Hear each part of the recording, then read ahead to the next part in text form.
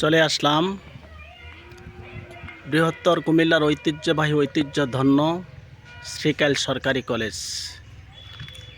1997 সনে আমি এই কলেজ থেকে ডিগ্রি পাশ করি।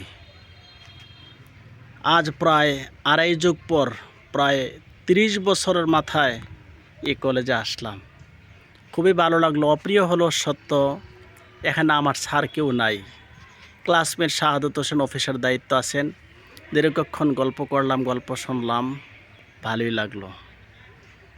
আসলে সেই চিরচেনা জানা পুকুর, গাটলা, নারকেল গাছ, সুপারি গাছ, ছাত্রছাত্রীদের কোলাহলে একবার আনন্দ মুখর ছিল আমাদের সে ছাত্র জীবন।